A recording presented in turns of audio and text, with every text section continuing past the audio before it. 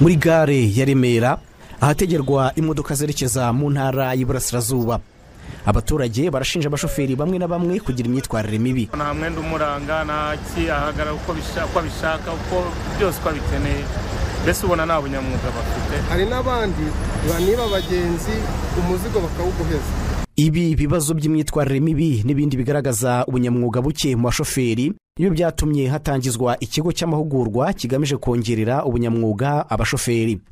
Abashoferi bose batwara abagenzi mu buryo rusange hano mu Rwanda bategetswe kujya babanza kunyura muri iki kigo bagahabwa amasomo ndetse bakongererwa ubumenyi bakabona guhabwa icyangombwa kibemerera gukora mu Rwanda.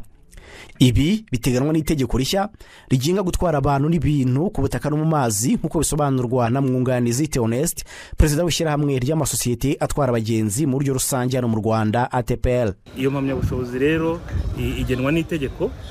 ATPL rero tukatwara ibitekerezo kubera ko nitwe dufite icyo kibazo gikomeye cyo kugira ngo dufate abashoferi bacu bari basanzwe tubahindure abanyamwuga. Ku ikubitiro abashoferi bagera ku 120 nibo batangiranye n'iki kigo cy'amahugurwa bakaziga nibura amezi 3.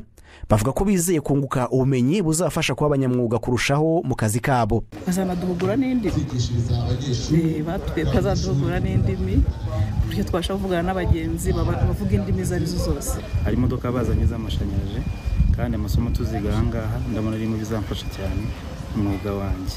Rwamasirabo Aimable, umuyobozi mu kigo gishinzwe guteza imbere imyuga n'ubumenyi ngiro mu Rwanda RTB, avuga ko iki kigo bagitegerejeho kubaka ubunyamwuga buhamye mu bashoferi b'u Rwanda bijyanye n'ibihe tugezemo muri iki gihe. Ubumenyi abashoferi basanzwe babufite ariko ikintu kiburaga cyangwa ikintu cyaburaga ikintu cyitwa imyifatire cyangwa se indangagaciro z'abashoferi. Uzi ko bahura n'abantu benshi, aboroheje n'abakomeye, bahura n'abantu benshi mu gihugu. Imyitwarire yabo kugira ngo ibe myiza kurushaho ku buryo umuzanyura muri iri shuri azaba atandukanye n'umutanyura muri iri shuri. Itegeko rishya rigenga gutwara abantu n'ibintu ku butaka no mu mazi ritegeka ko abantu batwara abantu n'ibintu mu nzira nyabagendwa bagomba kuba bafite impamyabushobozi y'umwuga.